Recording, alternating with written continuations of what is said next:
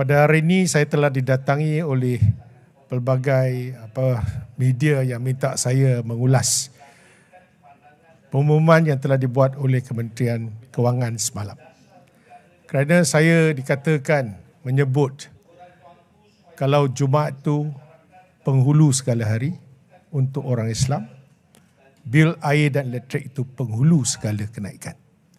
Jadi saya terlebih dahulu ingin mengucapkan terima kasih di atas respon yang telah dikeluarkan oleh pihak Kementerian Kewangan, khususnya Yang Berhormat Menteri Kewangan kedua.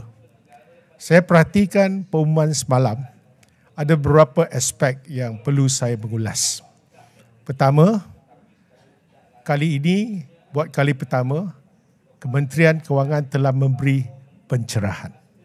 Saya mengibas kembali ucapan Yang Amat Berhormat ketika pembentangan bajet 2024 yang secara eksplisit mengatakan pengenaan SST ataupun kenaikan kadar SST dari 6% kepada 8% dan 3 sektor akan diberi pengecualian secara eksplisit dimaklumkan, iaitu parkir, atau kedua telekomunikasi, ketiga makanan F&B.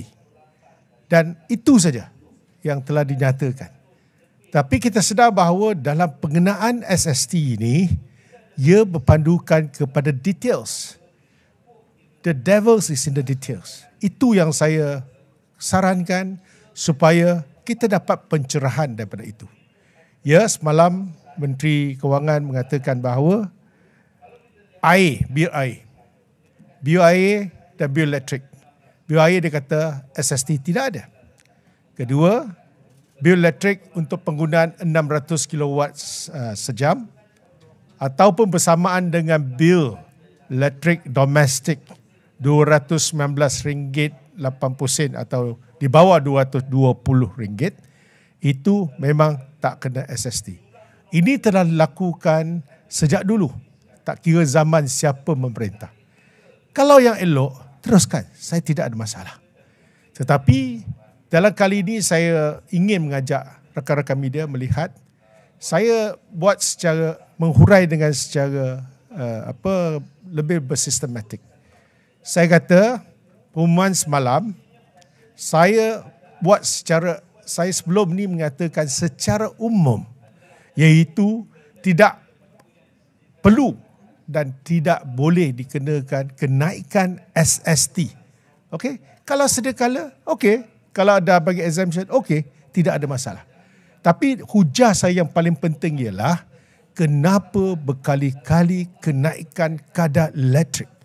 1 hari bulan Januari tahun lalu, ICPT, walaupun tarif tak naik, tetapi disebabkan kadar ICPT telah berubah daripada 3.7 sen kepada 21 sen kilowatt jam dan akhirnya diturunkan pada 17, tetapi kesannya diterjemahkan dalam bil elektrik adalah 30 lebih hingga 40%. Ini sekali lagi menyebabkan semua pihak termasuk pengilang, termasuk pusat penyebelah, dia naikkan kadar dia. Ini memang tidak boleh kita nafikan. Dan pada 1 Julai tahun lalu, elektrik untuk penggunaan lebih daripada 1,500 kilowatt sejam, iaitu lebih daripada RM700, itu dikenakan kenaikan hampir 30% sekaligus.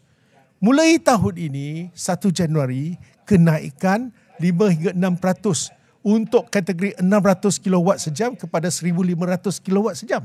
Bermaksud penggunaan RM220 hingga RM700. Ini yang menyebabkan 3 kali kenaikan dalam tempoh yang singkat. Hujah yang saya bawa ialah 3 kali you naik, kita akan mengalami kenaikan harga. Kerana masing-masing akan menurunkan kos dan ditanggung oleh pengguna. Itu masalah dia. Jadi rayuan saya ialah jangan naikkan kadar SST.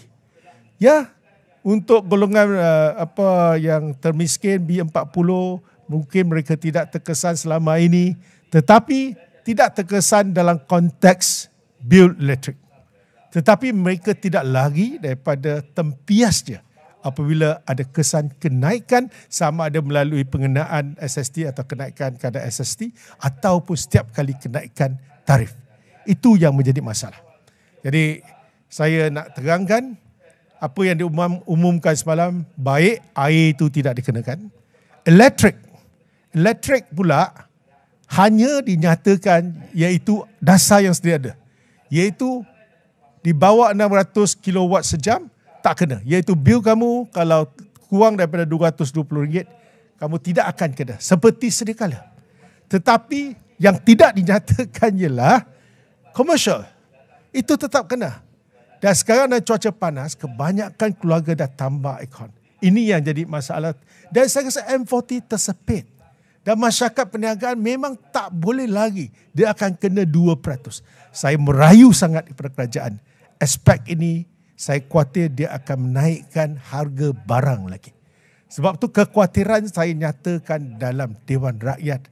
Begitu, saya dah konsisten dalam soal ini. Okey. Kedua, yang pelik juga saya lihat, semalam, kalau bil elektrik terpaksa dikenakan nilai ambang, threshold RM220. Tetapi bil telekomunikasi kita kekalkan pada 6%. Itu pula kita tak lihat dari segi penggunaan, usage. Jadi saya rasa kerajaan perlu konsisten dalam soal ini. Kedua, perbezaan antara air dengan elektrik. Tidakkah air dan elektrik merupakan dua keperluan asas yang sama-sama penting?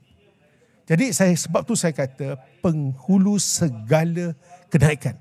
Bil air, bil elektrik. Okey. Dan kita tak dapat nafikan kenaikan tarif air 21% bermula 1 Februari.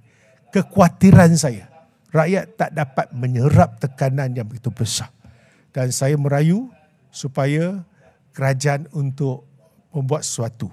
Semalam sudah ada respon tentang ini. Saya rasa untuk bab elektrik ini, kita masih balik kepada tempat asal.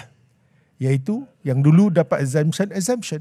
Tetapi kenaikan tetap lagi. Dan kalaulah dulu penggunaan saya selama ini 250, saya tetap mengalami kenaikan 2%. Kedua, komersial, kilang, gudang dan juga kedai tetap. Dan kenaikan kadar sewa tetap akan berlaku disebabkan kalau masing-masing nak mengekalkan profit margin. Apa yang akan mereka lakukan ialah teruskan ini. Jadi saya dengan jelasnya mengatakan bahawa untuk menjelaskan pada semua, ya, yang elok tu kita teruskan. Semalam pun saya cakap, tak perlu kita move on, tidak ada masalah. Tetapi yang kurang sempurna ni, kita merayu. Kerajaan akan tentukan.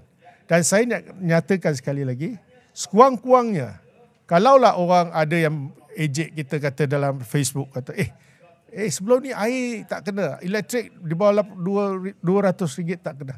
Saya bukan secara eksplisit sebut kumpulan ni.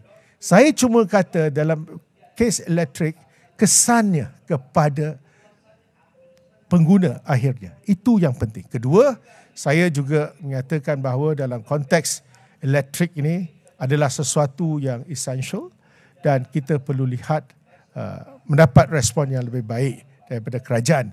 Kalau boleh, anggapnya sama penting. Kalau telekomunikasi itu penting, betul. Air itu penting, boleh beri pengecualian. Electricity itu sekurang-kurangnya untuk semua across the board. Kita patut kekalkan pada 6% untuk mengelakkan sekali lagi gelombang untuk naik harga. Itu kebimbangan saya selaku wakil rakyat. Okey, so saya berhenti di sini tentang perkara ini. Kalau ada apa-apa soalan yang boleh saya jawab.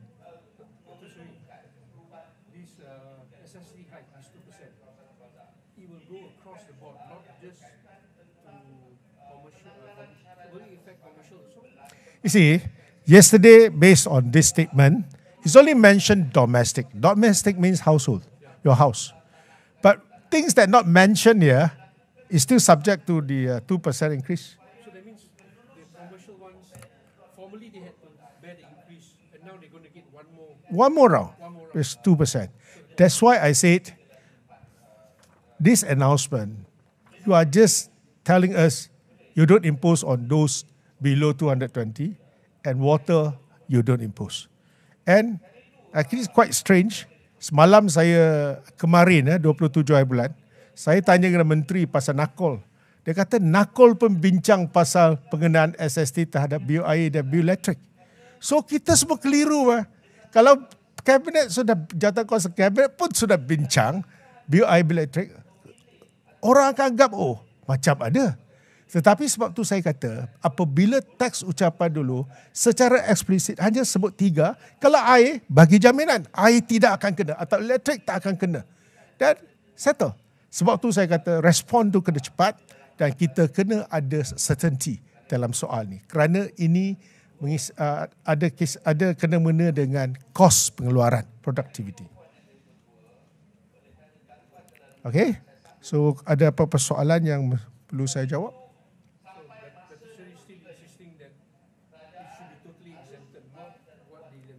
Yes, because you are telling us what you have not imposed on the those B40. That's it. But you still insist to impose additional 2% SST on business, on those commercial users, as well as those the electricity bill which is higher than 220. That will affect a lot of people. Yes, you may say that 85% of them, okay, terkecuali, they won't be affected. But in the long run, once you increase 2%, your rental increase, your cost of production, and eventually will be passed down to the consumer to pay. That will affect B40. I think this is important. Ya, saya rasa ini sangat penting supaya kita lihat. Dan satu lagi perkara yang ingin saya katakan. Kita melihat semalam macam sektor logistik. Akhirnya perjuangan rakyat yang mahukan supaya e-hailing ni antara satu kaedah penghantaran makanan, dan saya ucapkan terima kasihlah sekurang-kurangnya bidang ini telah diberi pengecualian. Tapi ingat, ada orang kata logistik tak kena. No, logistik kecuali sektor ini, yang lain tetap kena. Saya sedar bahawa kalau shipping line charges kali ini daripada kosong akan naik sampai 6%. Sumbangan sektor logistik kepada GDP negara ialah 62 bilion. Bayangkan, from 0 to 6. Tugboat services, container haulage tetap akan kena 6%. Dan kenaikan 6% sekali lagi akan memberi kesan kepada rakyat jelata. Semua barangan yang dipunggah ke Malaysia ini akan mengalami kenaikan. Itu kekhawatiran saya. Ya, jadi saya rasa ada orang kata logistik pun bagi pengecualian, tidak betul. Bukan kata dia tak naik sampai 8% secara mendadak, tetapi dari kosong kepada 6%. Jadi saya cuma nak jawablah sebab ramai yang tanya. Saya tetap berpendirian bahawa keperluan air dan juga elektrisiti merupakan keperluan asas kepada manusia. Dan maka layanan yang sama patut diberikan. Okay. Kalau ada nilai ambang untuk suatu sektor, dia sepatutnya yang lain pun ikut. Kalau kita tak ada nilai ambang, threshold value terhadap macam telekomunikasi, maka semualah tak payah berdasarkan kepada penggunaan. Alright?